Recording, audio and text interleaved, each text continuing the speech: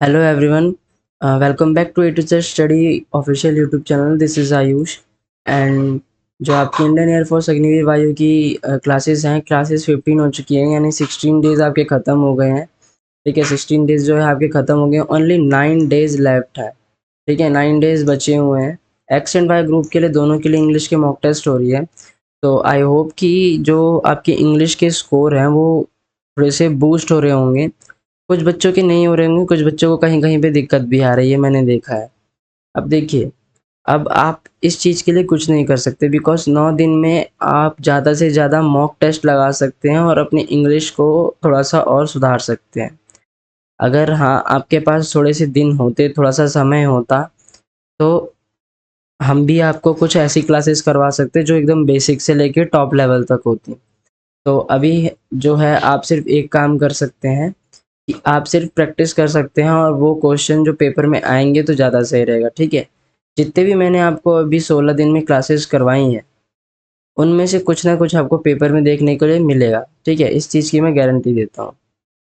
बस आपको कॉन्सेप्ट याद रखने हैं, जैसे कि पैसिव वॉइस में क्या करते हैं, ऑब्जेक्ट को सब्जेक्ट बनाते हैं, पास्ट टेंस में ले जाते हैं, इनडायरेक्ट डायरेक्ट में क्या करते हैं ना, बहुत सारे बच्चों को आता होगा ये। लेकिन एक और चीज़, अगर इस बार आपका इंग्लिश के चक्कर में रह जाता है, तो कोई दिक्कत नहीं है। बिकॉज़ कोई दिक्कत क्यों नहीं है? क्योंकि आपके पास टाइम कम था, लेकिन अगली बार जब इसकी पोस्ट आएँगी अग्निवीर की, तब हमारे पास टाइम ज़्यादा रहेगा। तो हम बिल्कुल बेसिक से स्टार्ट करेंगे। 9 दिन बचे हैं, मैं इसलिए आपको ये सलाह दे रहा हूँ। कोई भी बच्चा ये ना सोचे कि अरे सर तो ऐसे बोल रहे हैं, इसका मतलब पेपर हमारा क्लियर नहीं होगा। ऐसा नहीं है। हमारी टीम पूरी मेहनत करी। धीरज सर को देखिए, आपकी रागा की इतनी सारी क्लास ले रहे हैं, आपको जीके की क्लास करा दी है सारी। ठीक है, ईडीएम्स की क्लासेस करा दी है और सारा हम लोग टेलीग्राम पे अपडेट करते रहते हैं। तो आपको इन सब चीज़ों से भी थोड़ा-सा सँभल के रहना पड़ेगा। सँभल के रहना पड़ेगा इन द सेंस है कि थोड़ी-सी मेहनत आपको अपनी तरफ से करनी पड़ेगी बिकॉज़ अगर हम सिर्फ़ मेहनत करेंगे तो कुछ भी नहीं होगा, क्योंकि हम सिर्फ़ आपको पढ़ा सकते हैं, हम आपका पेपर देने नहीं जाएँगे। बात सही है? और चलिए अब हम अपनी क्लासेस शुरू करते हैं और मैं आपको ये भी बताऊँगा कि आपको दिक्कत कौन से क्वेश्चन में आ रही है और मैं यही सलाह दूँगा कि वो उस क्वेश्चन को आप छोड़ दें। अगर बनता है तो ठीक है, नहीं तो छोड़ दें। नहीं तो चलिए मैं आगे आपको बताता हूँ कैसे क्या करना है। पहले तो हम कॉम्प्रिहेंशन पैसेज से शुरू करते हैं +4 नंबर के लिए। इसकी तो मैं गारंटी देता हूँ कि जिस भी बच्चे को पहले नहीं आता होगा, इन 16 दिनों की क्लासेस में आपको काफ़ी कुछ आने लगा होगा +4 नंबर के लिए, है ना? कभी-कभी ना याद रखना ये 5 नंबर का भी हो जाता है। तो कोई अचंभा वाली बात नहीं होगी। कभी-कभी जो है ये 5 नंबर का भी हो जाता है, लेकिन 5 नंबर से ये आगे बढ़ता नहीं और कभी-कभी जो है 3 नंबर का हो जाता है। तो मिनिमम 3 आएगा, एवरेज 4 आएगा और मैक्सिमम 5 नंबर का आएगा। ओके। अभी इस बार अग्निवीर स्कीम चल रही है, लेकिन आपका जो इंग्लिश और एक्स एंड वाई ग्रुप का इंग्लिश का सिलेबस है वो सेम है ना? एक्स एंड वाई ग्रुप का जो सिलेबस है वो बिल्कुल सेम है। तो जो भी क्वेश्चन आएगा इसी में से बन के आएगा। तो सारे बच्चे प्रैक्टिस करें मिलके। वीडियो को बार-बार देखिए कि आपको समझ में आए कि मैं क्या कर रहा हूँ, ठीक है? बिकॉज़ मैं आपको यहाँ पे अच्छे से समझा रहा हूँ कि क्या करना चाहिए और क्या नहीं करना चाहिए। चलिए, हम पढ़ते हैं। देखिए, इसमें मैं होली के त्योहार के बारे में कुछ लाया हूँ, जो कि क्वेश्चन आ चुके हैं ऐसे, है ना? Holi is a popular ancient Hindu festival. सबको मालूम है ये जो हिंदुओं का फेस्टिवल है, यानी हमारा फेस्टिवल है होली, बहुत पुराना। और फेस्टिवल ऑफ लव के रूप में भी माना जाता है, फेस्टिवल ऑफ कलर्स के रूप में भी माना जाता है। फेस्टिवल क्यों? स्प्रिंग के मौसम में ही तो ये आता है, जब लोग सुस्त पड़ने लगते हैं तब हम होली खेलते हैं, कि सबके ज़िंदगी में कलरफुल ज़िंदगी हो जाए और सब ठीक-ठाक रहे। ओके? तो इन सब चीज़ों का जो है आपको ध्यान रखना पड़ेगा। प्लस ये फेस्टिवल जो है ये परपेचुअल परपेचुअल का मतलब क्या होता है मैं आपके आगे बताऊँगा। इसके ऊपर एक क्वेश्चन भी बनाया मैंने। Divine love of Radha and Krishna, ठीक है? डिवाइन लव जो राधा कृष्ण जी का जो रासलीला थी उसके बारे में बताया गया है इसमें थोड़ा-सा, और इसमें आपको एक और चीज़ पता चल जाएगी कि जो ये फेस्टिवल है ये असम का भी है। ये एक तरह से इंडिया में सेलिब्रेट करा जाता है, लेकिन कुछ एशिया के और भी रीजन्स में फैल गया है और वेस्टर्न वर्ल्ड के डियास्पोरा में फैल गया है, diaspora from the Indian subcontinent. ठीक है, क्यों? ये इतना पॉपुलर है, अच्छा त्योहार है, इसलिए तो हर जगह फैला है ना। रंग से खेलता है इंसान, एक दूसरे को रंग लगाता है, मिठाई खाते हैं, बाँटते हैं, जैसे हम दिवाली पे करते हैं। लेकिन वो फेस्टिवल ऑफ लाइट्स होता है, ये festival of spring, colour and क्या है? Festival of love. ये चीज़ को याद रखिएगा 3 पॉइंट को। होली जो है जब स्प्रिंग का मौसम आता है तब हम मनाते हैं, और एंड ऑफ द विंटर जब गर्मी का मौसम ख़त्म होता है तब, यानी आपका वसंत का जब मौसम आता है तभी तो हम मनाते हैं ना, बिकॉज़ ये आपका आता है फरवरी मार्च के महीने में।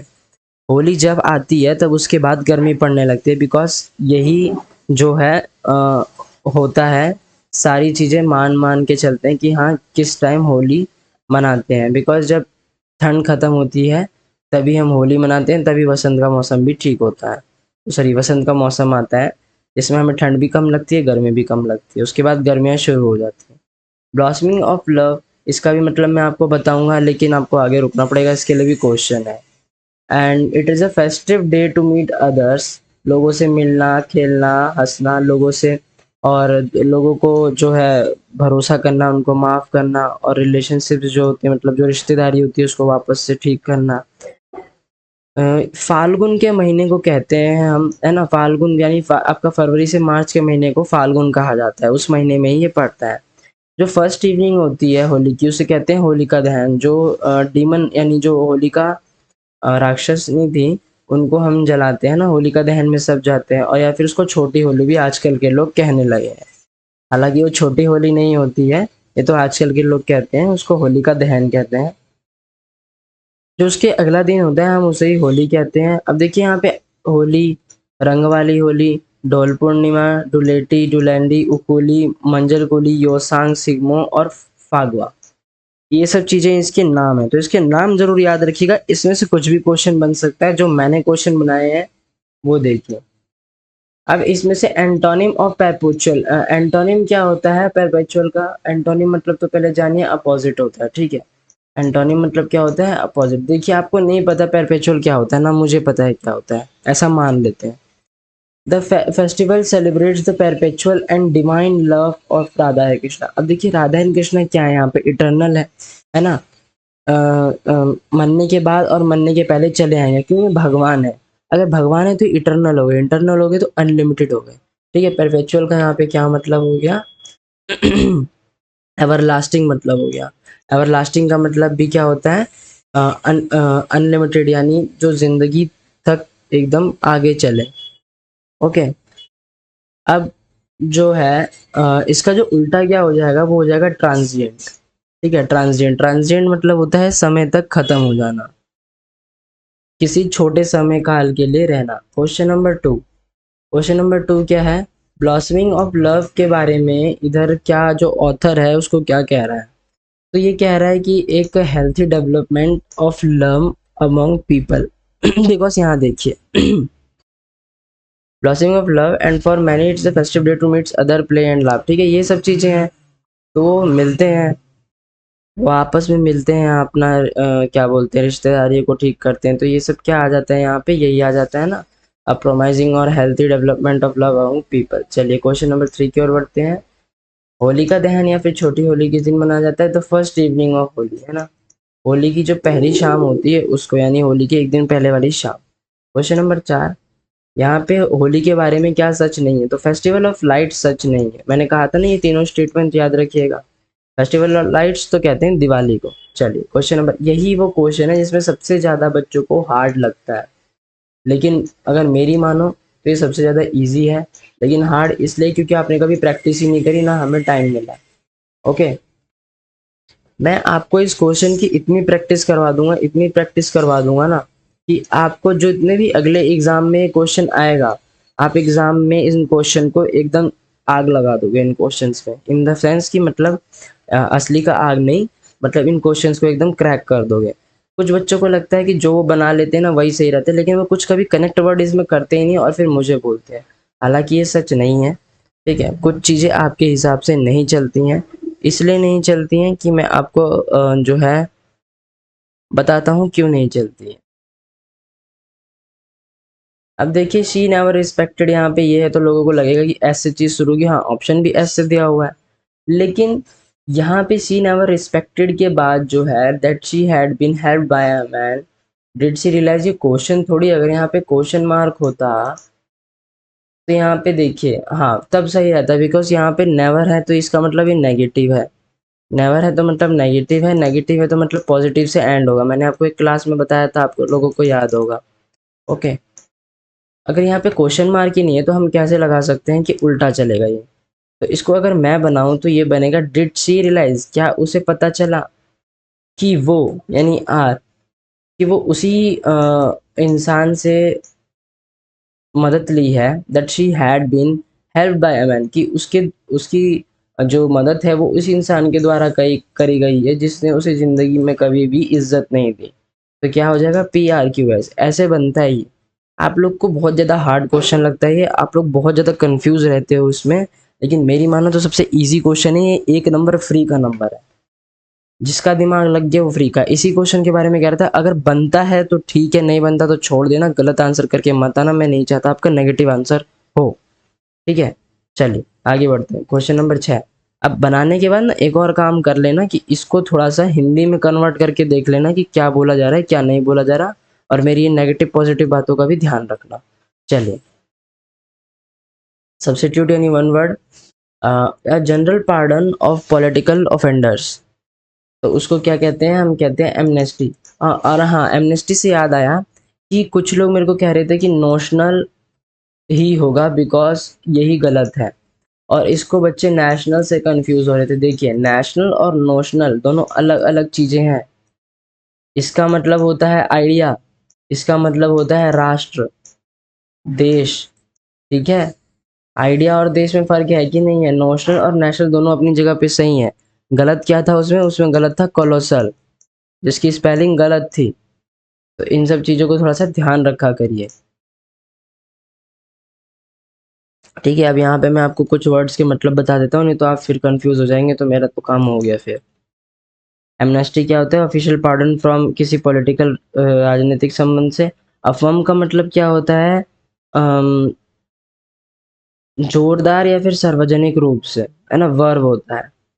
एनॉमली, यानी एनॉमली का मतलब क्या होता है, अफर्म का मतलब मैंने बता दिया। किसी चीज़ को मानने के लिए कि हम वो सामान्य है कि भटकती हुई चीज़ है। ठीक है, अब एवोल्यूशन का जो एवोल्यूशन का मतलब क्या हो जाता है, खुद को धोने का एक कार्य। खुद को धोने का एक कार्य मतलब एक तरह से पवित्रता रखना, या फिर अपने आप को दूसरे गंदी चीज़ों से साफ करना। एप्पल ऑफ डिस्कॉर्ड का मतलब क्या होता है, एप्पल ऑफ डिस्कॉर्ड का मतलब होता है अ मैटर ऑफ डिस्प्यूट, यानी एक लड़ाई की जड़। ठीक है, क्या होता है, एक लड़ाई की जड़। चलिए आगे बढ़ते, क्वेश्चन नंबर 8 की ओर। इसमें से हमें करेक्ट स्पेलिंग ढूंढनी है, तो करेक्ट स्पेलिंग जो है वो होगी एक्यूमुलेट। क्या होगी, एक्यूमुलेट। एक्यूमुलेट क्यों होगी, क्योंकि अकस्टम की स्पेलिंग होती है उसमें भी डबल सी आता है, तब जाके वो अकस्टम होता है। एक्यूज में सिर्फ एक एस आता है। ठीक है, एक्यूज में सिर्फ एक एस आता है, और एड्रेस में ये नहीं होता। ठीक है, एड्रेस की स्पेलिंग ये नहीं होती, ये होती है एड्रेस की स्पेलिंग, एड्रेस, एड्रेसी। सॉरी, इन्होंने जो दे रखा है वो उन्होंने एड्रेस ही दे रखा है। एड्रेस ही होता है कि जिसका एड्रेस है। ठीक है, जिसका एड्रेस है उसे कहते हैं एड्रेसी। अकस्टम का मतलब क्या होता है, अकस्टम का मतलब होता है कि किसी चीज़ को एक्सेप्ट करना नॉर्मल है कि यूजुअल है। अक्यूमुलेट का मतलब क्या होता है कि एक ग्रुप में इकट्ठा होना। ठीक है, एक ग्रुप में इकट्ठा होना। अक्यूज का मतलब क्या होता है, किसी के ऊपर जो है क्राइम का ऑफेंस लगाना।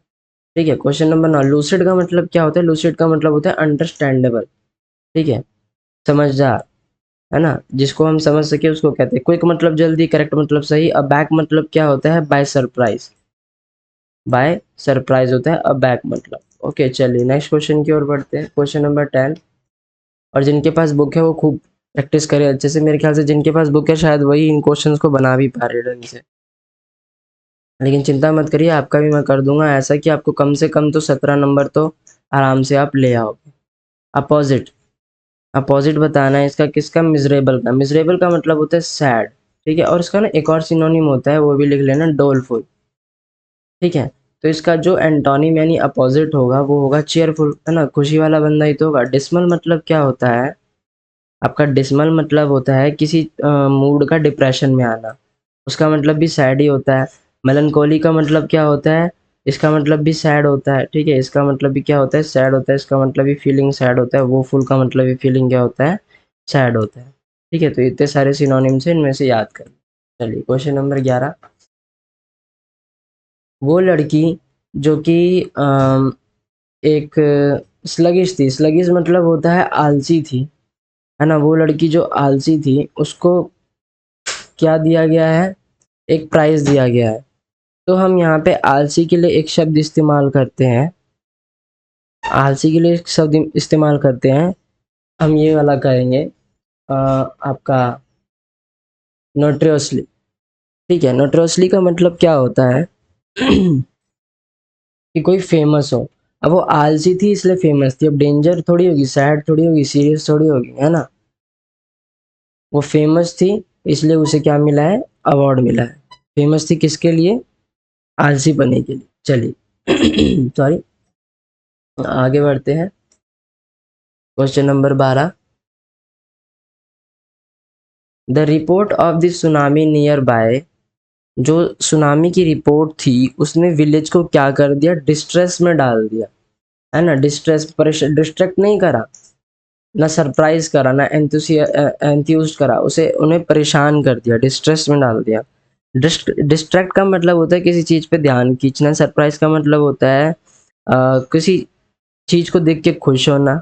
ओके, एंथ्यूजिंग का मतलब होता है, एंथ्यूज का मतलब होता है किसी चीज को देख के एक्साइटमेंट होना। तो अगर आपका कहीं पे आपदा आती है, कहीं पे कोई नेचुरल कॉज आता है, तो हम क्या उसको देख के परेशान होंगे कि खुश होंगे, आप खुद जरा कमेंट बॉक्स में बताइएगा। क्वेश्चन नंबर 13 जो है, अब देखिए इसमें बनाते हैं तो इसमें बनेगा एज आई रीच ने, जैसे ही मैं मेट्रो स्टेशन पहुंचा, जो अटेंशन है मेरा वो उस तरफ गया जहाँ पे बहुत सारे लोग थे जो कि फोर्स कर रहे थे cinema hall, popular cinema hall की डायरेक्शन की ओर, और मैंने डिसाइड करा कि मैं उधर रुकूंगा और थोड़ी सी स्टोरी लिखूंगा अपने न्यूज़पेपर के लिए। तो इसका आंसर क्या हो जाएगा, DACB। Question number 14। Adverb of emotion, ठीक है, एडवर्ब ऑफ क्या, इमोशन, इमोशन का एडवर्ब हो जाएगा इमोशनली। एडवर्ब का मतलब होता है जो किसी चीज एडजेक्टिव या फिर किसी भी अदर एडवर्ब की क्वालिटी बताए, ठीक है। इमोशन क्या है, ये नाउन है, ठीक है, ये क्या है, नाउन है। अगर हम किसी चीज की क्वालिटी बताते हैं तो अगर क्वालिटी के लिए मान लो कि ही वॉज इमोशनली हर्ट, तो वो क्वालिटी बता रहा है कि हाँ वो किसी चीज की वजह से इमोशनली हुआ है, ठीक है, किसी चीज की वजह से वो इमोशनली हुआ है।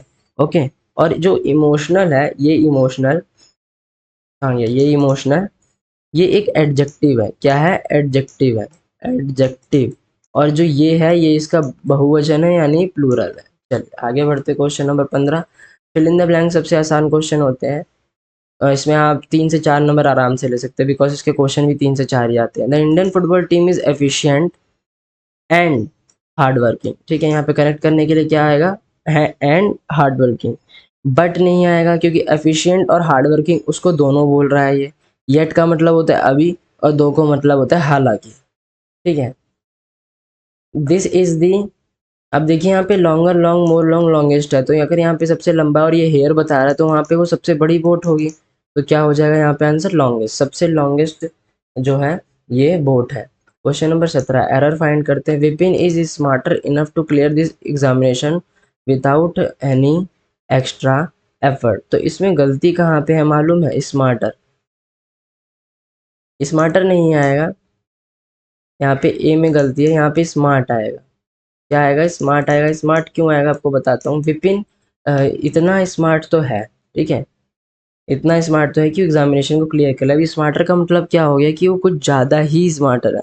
अगर हमने इनफ लगा दिया है तो हमें स्मार्टर लगाने की ज़रूरत नहीं है, अगर इनफ नहीं होता तो हम स्मार्टर लगा सकते थे, ठीक है, अगर इनफ नहीं होता, because enough already positive degree है, किसी चीज़ को कंपेयर नहीं कर रहा है, ना सुपरलेटिव डिग्री कर रहा है, तो हम बिल्कुल भी ना कंपेरेटिव डिग्री लगाएंगे ना सुपरलेटिव डिग्री लगाएंगे, ओनली फॉर्म बेस लगाएंगे जो कि होगा स्मार्ट। चलिए, Manohar Singh the SI, SI होता है सुपरिंटेंडेंट या फिर sub inspector of Agra, is come to dinner, is come नहीं होगा, हैज़ कम टू डिनर होगा। अगर वो आता है, लेकिन यहाँ पे क्या बनेगा,